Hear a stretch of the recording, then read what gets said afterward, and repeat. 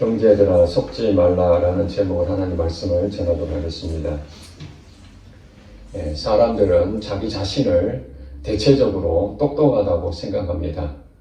본인이 판단하고 본인의 경험과 본인이 가지고 있는 지식과 그런 것들을 종합해 볼 때에 자기 선택이 최선의 선택이라고 생각합니다. 그렇지만은 우리가 실질적으로 이 세상을 살면서 많은 경우에 속고 산다는 것을 우리가 알아야 됩니다. 왜 우리가 속을 수밖에 없는가? 속이는 자가 있기 때문에 그렇습니다. 이 세상에 속이는 자가 없으면 속을 이유가 없습니다. 그런데 반드시 속이는 자가 있죠. 특별히 이 속이는 자를 사기꾼이라고 해요. 사기꾼. 전문적으로 속이는 일을 하는 사람을 사기꾼이라고 그러는데 이것이 영적인 사기꾼도 있고 육적인 사기꾼도 있습니다. 영적인 사기꾼이 누구죠? 사탄이죠. 영적인 사기꾼에 지금도 속아서 잘못된 길을 걷고 있는 사람들이 있습니다. 대표적인 것들이 이단들이죠. 하나님 말씀이라는 것을 동일하게 우리가 성경을 보고 있다 하지만은 그것을 자기 자의적으로 해석을 해서 자기 교리를 만들어 가지고 사람들을 미혹합니다. 신천지나 또 여호와의 증인이나 하나님의 교회나 우리가 잘 알고 있는 수많은 이단들에 빠지는 이유가 뭐냐면은 영적인 부분에서 이 속이는 자가 있기 때문에 그렇습니다. 이 사탄이 속이는 것입니다. 육적으로도 사기꾼들이 우리 주변에 굉장히 많이 존재합니다. 그들이 덫을 놓고 속이는데 우리가 충분히 믿을 만한 근거를 제시하지 않으면 누가 속겠습니까? 서류를 갖다 준다든지 아니면 정말 고급 정보를 이렇게 흘려준다든지 그럴 때에 야, 좀 믿을만 하구나.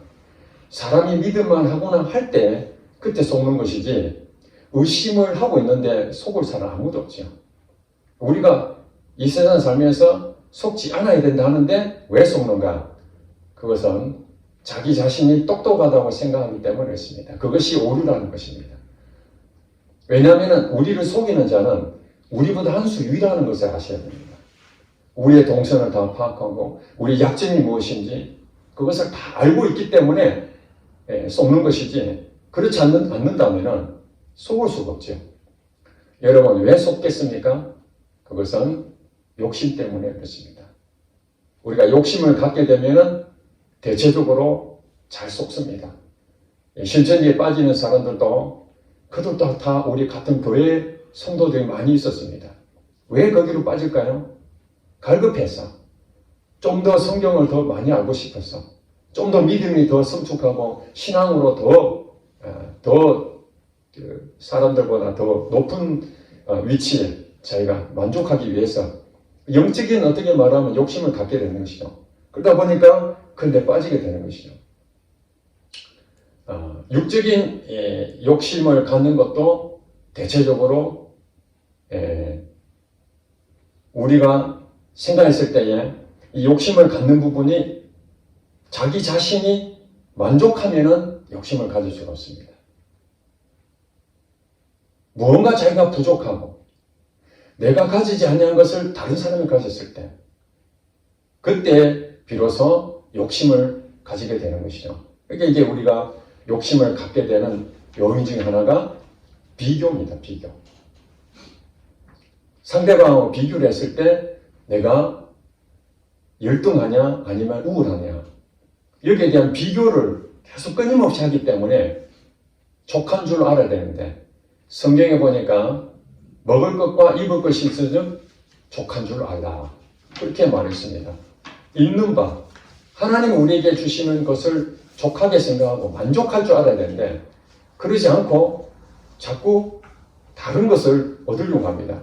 현재 내가 가지고 있는 것을 보지 못하고 내가 없는 것을 더 많이 채우려고 할 때에 그때 문제가 생기게 됩니다.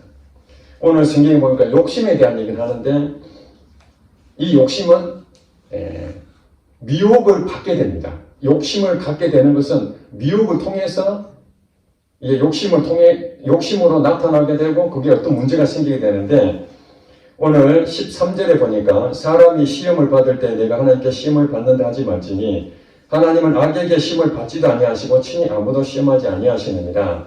여기서 시험이라고 나오잖아요. 시험. 여기서 시험은 유혹을 시험으로 번역을 한 것입니다. 그 12절에도 볼까요? 12절에 보니까 시험을 참는 자는 복이 나니 이는 시련을 견디어낸 자가 주께서 자기를 사랑하는 자들에게 약속하신 생명의 멸류관을 얻을 것이기 때문이라. 12절에도 시험이 나오죠. 12절의 시험과 13절의 시험이 우리가 번역한 것은 똑같이 시험인데 실질적으로 언어를 보면은 12절의 시험은 시련을 말하는 것이고 13절의 시험은 유혹을 말하는 것입니다. 그러니 시험을 참는 자, 이 시련, 어려움을 당하는 것을 참는 것은 복이 있다 말하지만은 그러나 유혹을 받는 것은 그것은 우리에게 좋은 일이 아니라는 거예요.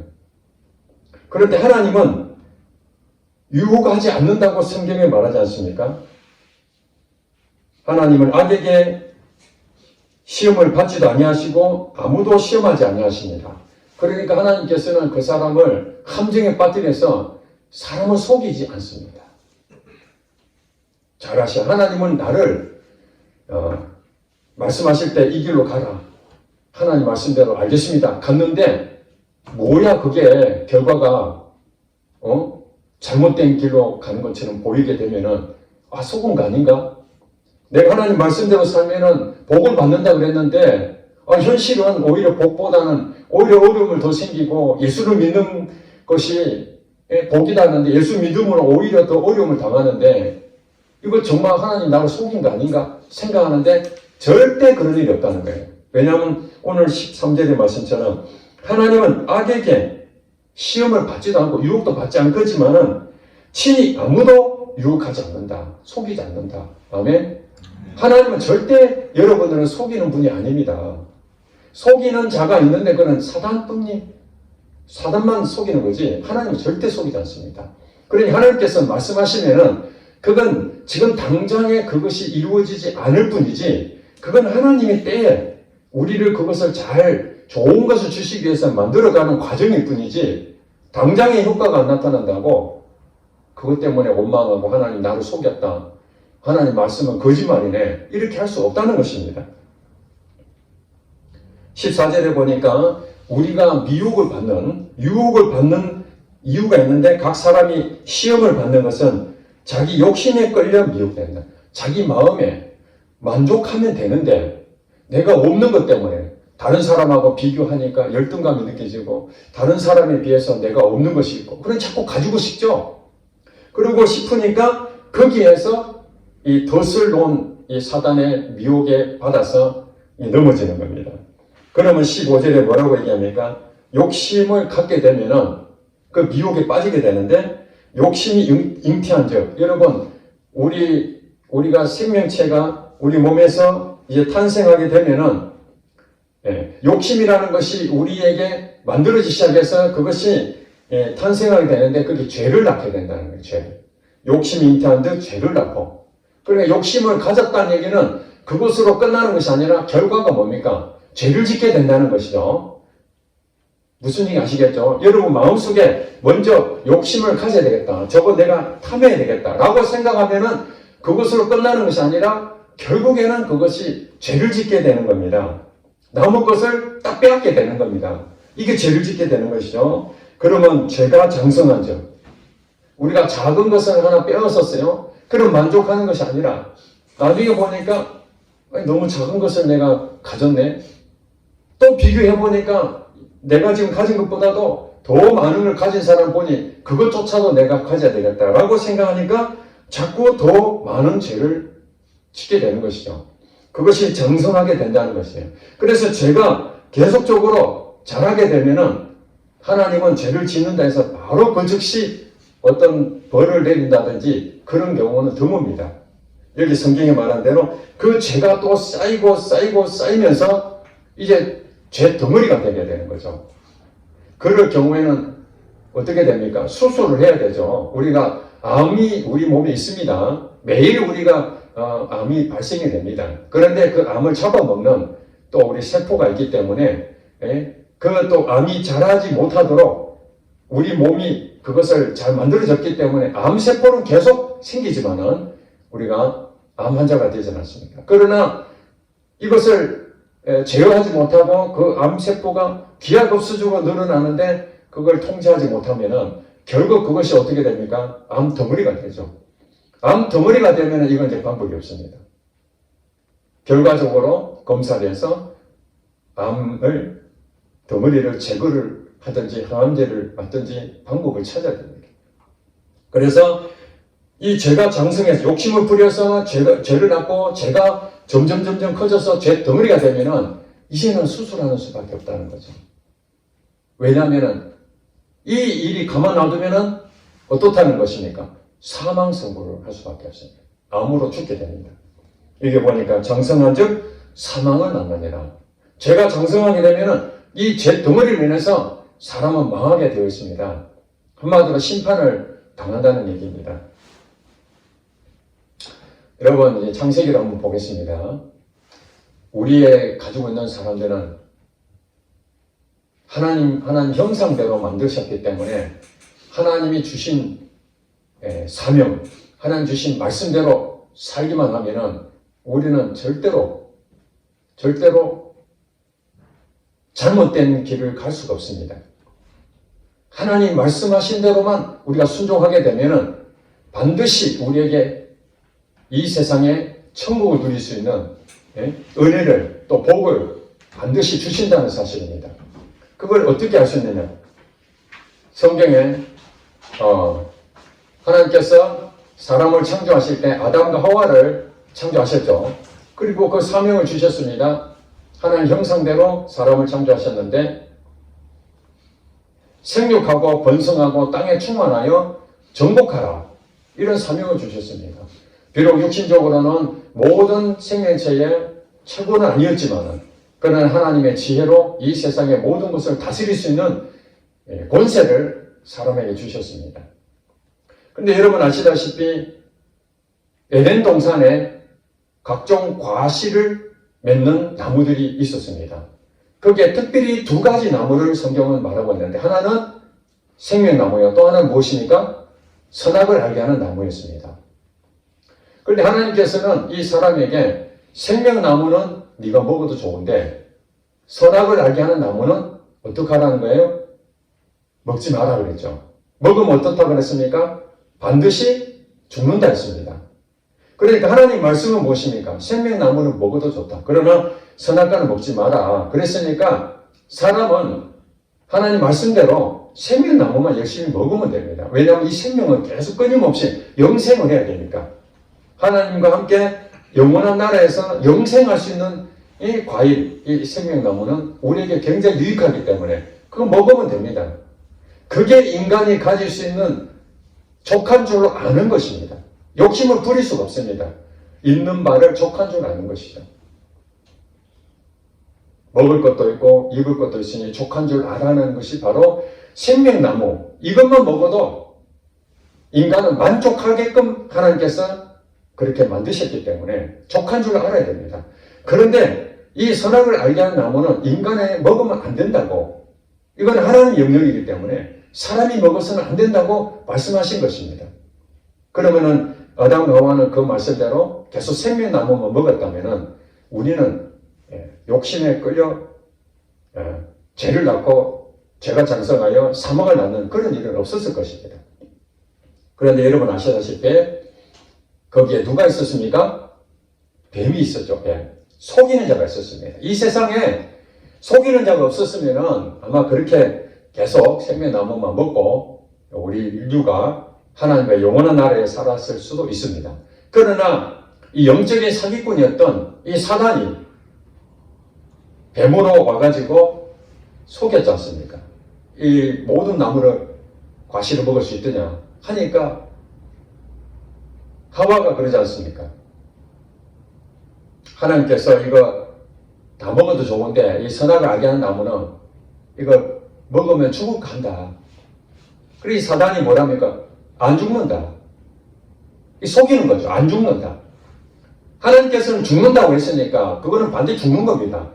안 죽으면 안 되는 것이죠. 그걸 속이는 거죠. 반드시 죽는데도 안 죽는다. 이게 속이는 거거든요. 그리고 너가 그걸 먹으면 눈이 밝아져서 하나님처럼 그렇게 될 것이다. 하나님처럼 될 것이다. 사람이 자기 자신의 분수를 알아야 되는데 하나님처럼 될 것이다는 이 비교를 해보니까 나도 하나님처럼 되고 싶다. 누가 그렇게 했습니까?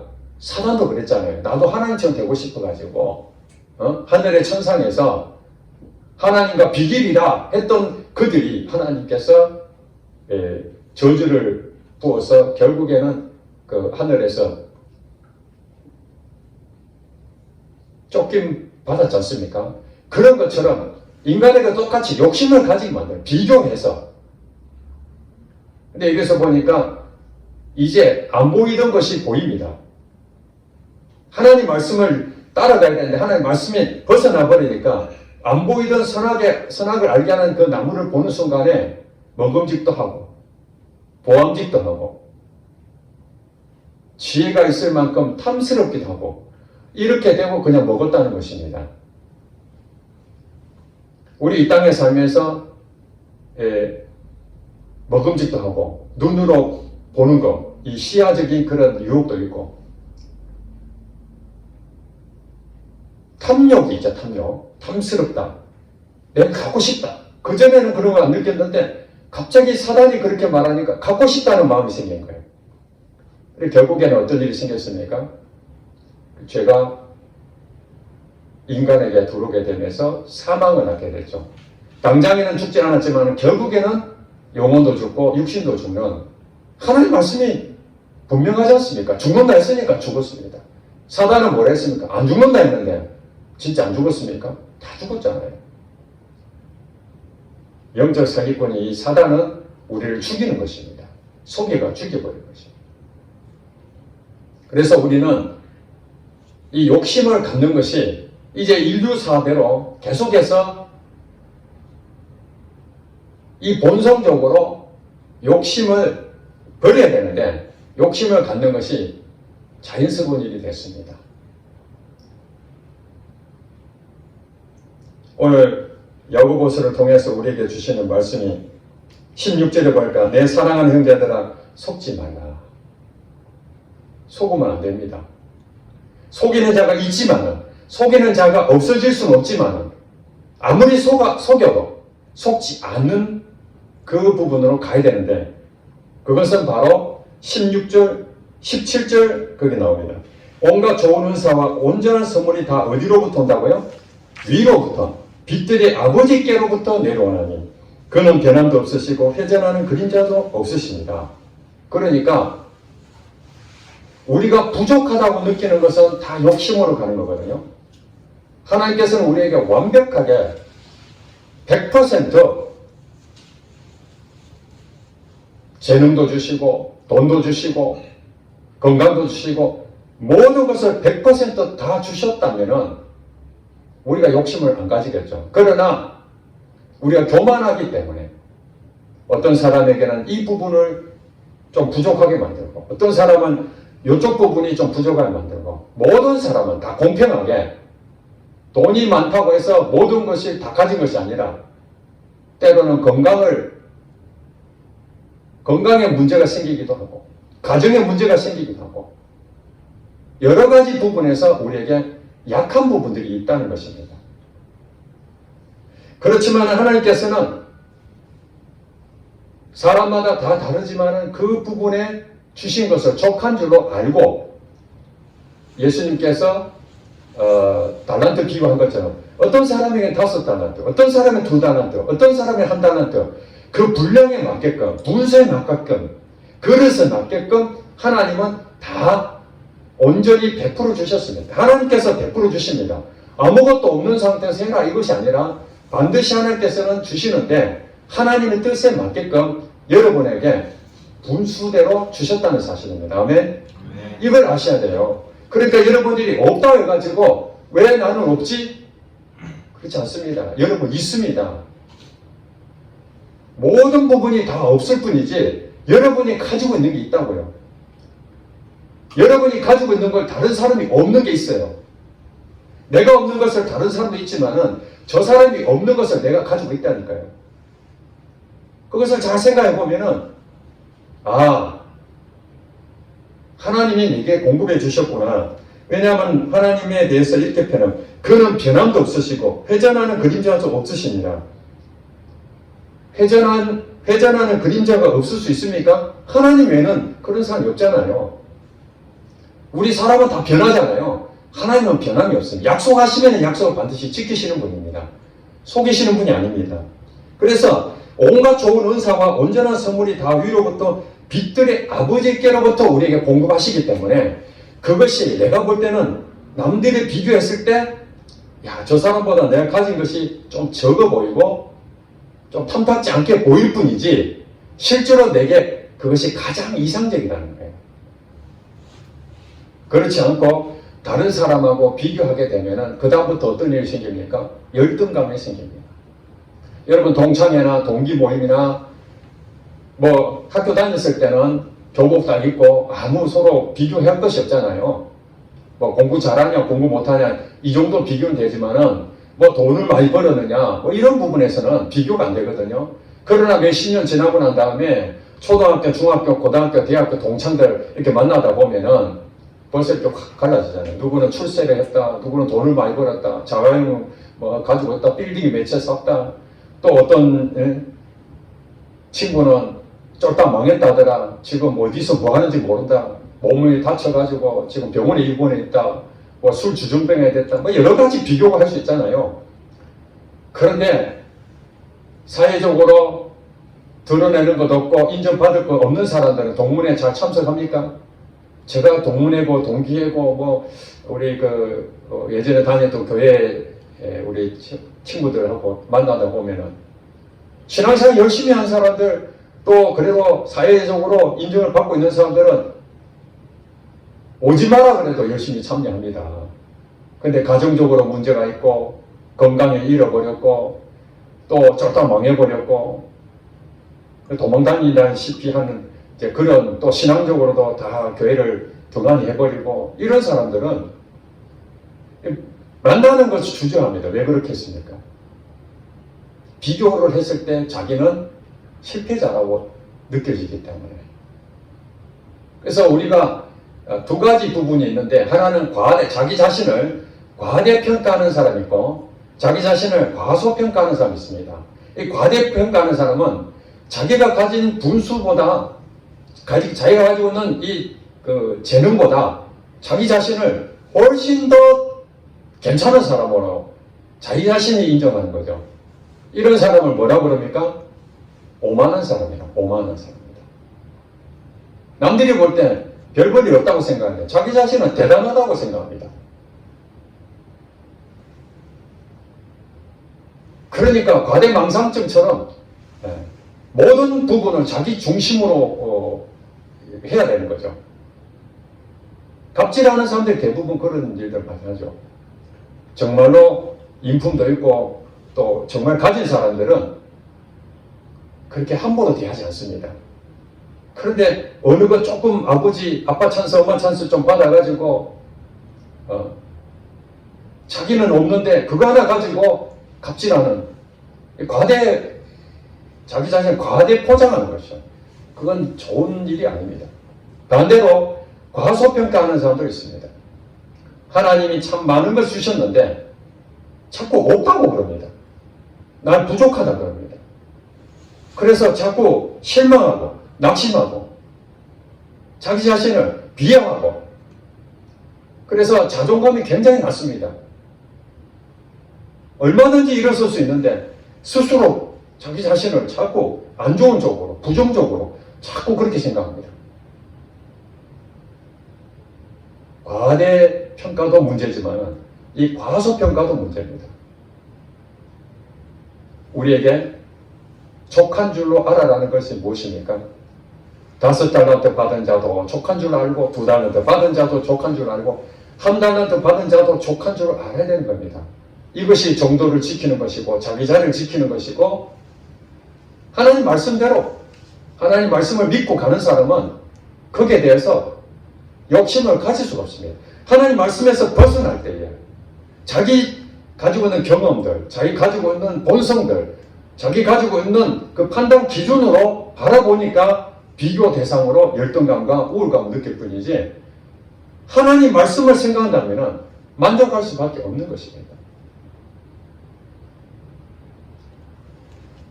실질적으로 우리가 많은 부분에서 미혹받는데 그게 가장 많이 미혹받는 게 무엇입니까? 돈이죠, 돈. 돈을 벌기 위해서 직장도 다니고 돈을 벌기 위해서 수단과 방법을 가리지 아니하고 오죽하면 뇌물도 받고 투기도 하고 이 세상에 많은 죄들 중에서 특별히 욕심을 가지는 것 중에서 돈 욕심만큼 많은 것이 없는 것이 이 돈 욕심을 버리는 것은 매우 어려운 일 같습니다. 왜냐하면 우리에게 굉장히 필요하고 또 이 돈 가지고 사람을 평가하잖아요. 돈이 많으냐 적으냐.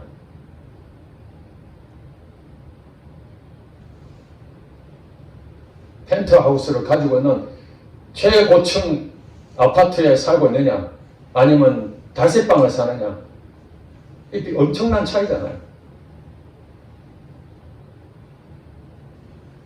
그 녹색이하고 정말 그 평수 넓고 수영장 딸리고 이런 걸 볼 때에 사람이 마음이 거기에 확 가지 않겠습니까? 나도 돈을 벌어서 나도 저런 곳에 한번 살아보고 싶다. 음식도 10,000원짜리 5,000원짜리 먹던 사람이 몇십만 원짜리 정말 진수성찬 같은 그걸 먹었을 때 정말 그 입맛이 살살 녹는 평생에 한 번도 먹지 못하는 그런 음식을 대했을 때 그 기분은 어떻겠습니까? 이야 정말 대단하구나. 그러니 돈을 벌어야 되겠다. 돈이 최고다. 이렇게 생각하지 않습니까? 그런데 문제는 뭐냐면은 영적인 사기꾼도 있지만 육적인 사기꾼도 있다고 그러지 않습니까? 온갖 곳에 돈을 유혹하게끔 만드는 그런 욕심을 가지면은 넘어지게 만드는 수많은 영역들이 우리 이 땅에 존재하고 있다는 것입니다. 그래서 부활이 하는 자는 돈을 사랑하지 말고 부활이 하는 자는 시험을 받으니까 있는 바를 족한 줄 알아라. 돈을 사랑하지 말고 있는 바를 족한 줄 알라. 우리가 그것을 깊이 생각을 해야 됩니다. 오늘 16절 말씀처럼 형제들아 속지 말라. 여러분들이 가지고 있는 것에 어떤 비교를 하게 되면은 그 다음부터는 속게 됩니다. 돈에 대해서 비교를 하면 안 됩니다. 청년들 특별히 우리 시대에 아빠 찬스도 없고 부모님의 물려준 재산이 없다면 평생 벌어도 서울에 집 한 채 만들기가 불가능한 일 아닙니까? 불가능한 일. 월급쟁이로는 불가능한 일. 그러면 무엇인가 투자를 해서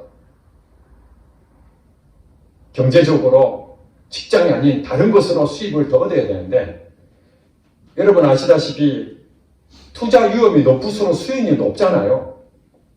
그러면 있는 재산도 다 까먹을 수 있다는 것인데도 알면서도 더 많은 것을 얻어야 되기 때문에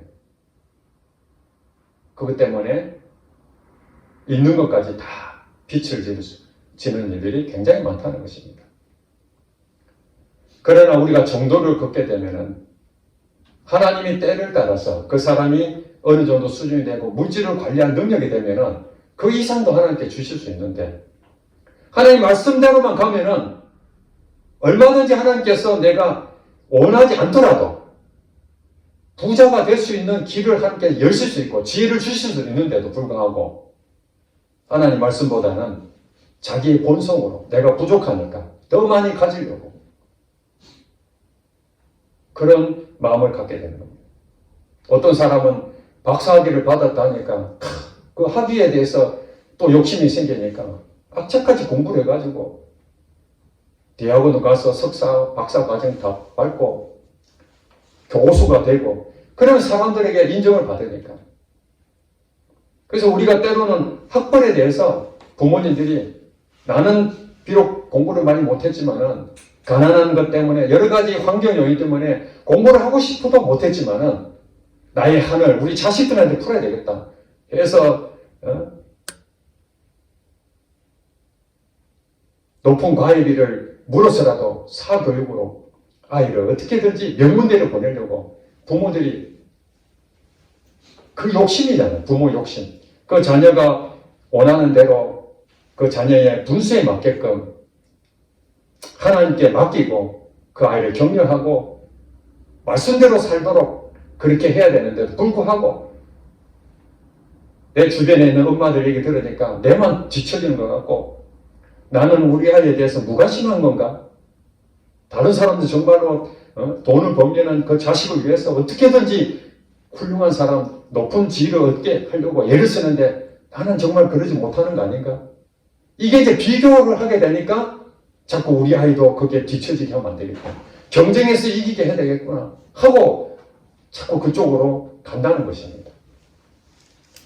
형제들아 속지 마라. 속으면 안 됩니다. 이 말씀을 붙잡아야 됩니다. 모든 것은 하나님으로부터 온다는 거예요. 모든 것은. 우리 자녀가 인격적인 것이나 아니면 직장을 다니는 것이나 학위를 가지는 것이나 결혼이나 이 세상에 살아가는 어떤 부분에서든지 건강까지도 하나님께서 그 자녀를 100% 책임지신다는 사실입니다. 그런데 사단은 아니야. 너가 열심히 도와주지 않으면 그 아이는 앞으로 어떻게 될지 몰라. 그러니까 이제 성인이 됐는데 스스로 그 일을 능숙하게 할 수 있는데도 불구하고 엄마 아빠가 끊임없이 그 아이를 양육하려고 결혼까지 했는데도 끝까지 가서 내가 책임을 지듯이 이 아이가 내가 이 세상 끝날 때까지 이 아이를 책임을 져야 되겠다. 그래야 내 마음이 안심한 것처럼 느껴지는데 그게 다 속고 있다는 것입니다. 그렇다고 해서 우리가 그냥 네 마음대로 살아라. 나는 모르겠다. 그리고 나는 내 마음대로 이런 개념이 아니잖아요. 하나님을 믿고 사는 거예요. 하나님.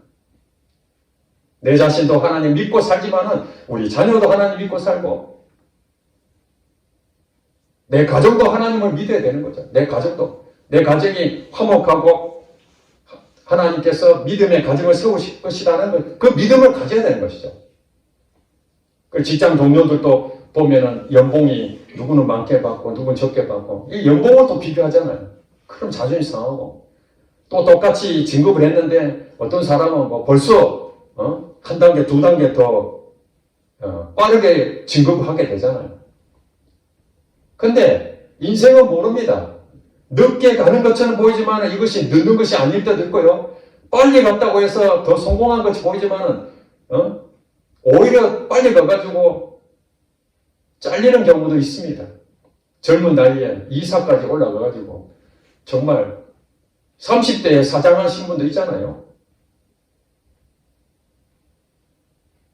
길고 짧은 것은 돼봐야 한다고 그러지 않습니까? 우리가 대통령이 됐다 해가지고 성공한 겁니까? 우리나라의 대통령 돼가지고 모두가 다 행복했습니까? 부끄러운 일이지만은 대통령 끝나면 감옥 가는 일이 얼마나 많았습니까? 그리고 온갖 비난을 대통령 돼서 얼마나 많은 비난을 받습니까? 차라리 대통령을 안 됐으면은 비난을 받지도 않는데 온갖 비난을 받습니다. 그럼에도 대통령을 되고 싶어 하잖아요. 돌아다니면서 대통령 뽑아달라고 감옥 가는 걸 알면서도 그런데 그 자리에 정말 대통령이 될 만한 자격 있는 사람이라면 그걸 잘 감당할 것입니다. 그러나 대통령에 감당할 수 없는 자가 그걸 욕심을 내서 대통령을 어떻게든 이 사람을 속여서 대통령이 됐다 한들 그 사람이 과연 성공할까요? 오늘 성경을 보면은 각 사람이 시험을 받는 것은 자기 욕심에 끌려 미혹됨이니 욕심이 잉태한 즉 죄를 낳고 죄가 장성한 즉 사망을 낳는다는 이 말씀이 그대로 적용이 될 것입니다. 우리 눈에 다른 사람들이 나보다 더 행복해 보이고 더 많이 가진 것처럼 보이고 더 높은 자리에 올라간 것처럼 보이지만 그것이 성공한 것이 아닙니다. 성경에 보니까 욕심을 통해서 그것을 얻어진 것은 결국에 뭐라고 그럽니까? 사망은 아니냐. 다 무너진다는 것입니다. 다 망하는 것입니다. 사단에 속는 것은 결국에는 다 망하는 것입니다. 선악과를 먹으면 안 된다는데 먹고 나니까 결국 에덴 동산을 쫓겨났잖아요. 영원히 살 수 있는 생명을 주셨는데 그걸 생명을 잃어버리는 엄청난 결과를 가져오게 된 거 아닙니까? 교회도 마찬가지입니다. 교회 사이드도 목사가 되면은 교회를 개척해서 큰 교회를 이루고자 하는 그런 꿈을 대부분 가질 것입니다. 그런데 현실적으로는 성도들 몇 명 안 되고 좀 있어도 얼마 지나지 않으면 또 딴 교회로 가고 1, 2년 됐을 때는 그래도 뭔가 의욕을 가지고 열정을 가지는데 시간이 지나면은 좌절하고 큰 교회 담임 목사님들은 사례비도 많이 받고 사람 존중도 받고 인정도 받고 어떤 연합회 가면은 자리도 상석이 앉게끔 만들고 일반 목사님 같은 경우는 가장 밑바닥부터 연합회 활동에 어떤 순서를 밟고 올라가야 되는데 큰 교회 목사님들은 그런 절차 다 생략하고 바로 부회장, 바로 회장 왜냐하면 그 자리를 만들 만한 여건이 되니까 그런 걸 보니 야 나도 저렇게 되고 싶다. 어떻게든 부흥을 해야 되겠다. 그렇게 해서 막 전도를 하자. 뭐 어떤 목표를 세우고 교회를 막 부흥시키기 위해서 남은 교인들 빼서 얻은 어쨌든 간에 우리 교회만 부흥하면 된다. 그런 욕심을 갖게 되면은 그게 어떻게 하나님이 원하시는 목회자를 할 수 있겠습니까? 그것이 바로 교회 안에도 얼마든지 욕심을 갖게 되면은 죄를 짓게 되고 죄를 짓게 되면은 하나님이 세운 교회를 망하게 하는 겁니다. 이것이. 그러니까 성도들뿐만 아니라 목회자들도 16절 말씀을 항상 묵상해야 됩니다. 형제들아 속지 말라. 너가 자꾸 높아지려고 하느냐? 속지 마라. 예수님께서 뭐라고 그러십니까? 잔치에 초대받거든 어디를 앉지 마라? 상석에 앉지 마라. 오히려 말석에 앉아라. 말석에. 상석에 앉으면은 너보다 더 높은 사람이 오면은 너 자리 비켜줘야 되지 않느냐. 그 창피하지 않느냐. 그래 또 내려가고 척하니 차라리 너는 말석에 앉아라. 그러면 너가 어느 자리가 되면은 자꾸 높아지지 않겠느냐. 그래서 자기를 높이는 자는 낮아질 것이요 자기를 낮추는 자는 높여지리라. 이렇게 말씀하시잖아요. 이 낮아지는 것이 무엇입니까? 자기 자신을 과소평가하라는 이 얘기가 아닙니다. 있는 바를 족한 줄로 아는 것이에요. 자기 자신의 분수를 아는 것이죠. 현실을 보는 것이 아닙니다. 현실에 내가 없고 내가 가난하고 남들이 나를 무시하죠. 작은 교회 다닌 여러분들 때로는 상처받잖아요. 겨산시 교회가 어디 있습니까? 구미에. 잘 모르겠는데요. 혹시 이단 아니에요? 구미 상모교회 다닌다 그러면 구미 모르는 사람은 간첩이죠. 큰 교회니까. 거기에 큰 교회 또 장로가 되면 어떻습니까? 이야, 큰 교회 장로님. 똑같은 장로를 하더라도 이름 없는 장로하고 큰 교회 장로하고 또 레벨이 다르잖아요. 이런 비교를 하니까 우리 성도들도 자기도 모르게 자꾸 큰 교회 또 신앙의 척도가 어떤 직분처럼 느껴져서 거기에 어떻게든지 욕심을 부리고 자기의 수준은 그만한 수준이 안 되는데도 사람들을 자꾸 이렇게 관계를 맺어서 목사님 얼굴에 자꾸 아부하고 그렇게 해서 장로가 되면 그 다음에 어떤 일이 벌어집니까? 교회 분란의 씨앗을 그분이 하고 있잖아요. 자기 분수에 맞는 자리가 아니면은 그것은 넘치는 것이 돼서 결국에는 죄를 낳게 되는 것입니다. 그래서 저는 그런 마음이 듭니다. 지금 있는 집에 만족하면 서울에 있는 그게 원룸값도 안 되는 집을 살고 있지만은 그래도 펜트하우스가 있는 어마어마한 럭셔리한 그런 아파트에 살지는 않더라도 너무 감사한 거예요. 오히려 내가 거기에 살아가지고 사람들을 무시하고 내가 여기 살아간 거에 대해서 만족해하며 이야 나는 성공한 사람이야. 자기 자신 자기도 모르게 과대평가하고 오만에 빠져 그렇게 사는 것보다 차라리 그런 것은 아니지만은 작은 집이지만은 그 집을 주신 공급하신 그 하나님 그분만 생각하면 얼마나 감사한지 모릅니다. 제가 큰 교회 담임을 해서 사람들에게 인정도 받고 사례도 많이 받고 여유롭게 살고 사람들에게 머리 숙이고 성공했다고 이런 소리는 들을지 모르지만 오히려 거기서 오만한 자가 되지 않냐고 이 작은 교회를 섬기면서 그래도 하나님의 은혜로 이 성도들을 주신 이 한 사람 한 사람 기도하고 한 사람 한 사람 섬길 수 있는 그 마음을 주시니 너무 감사한 거예요.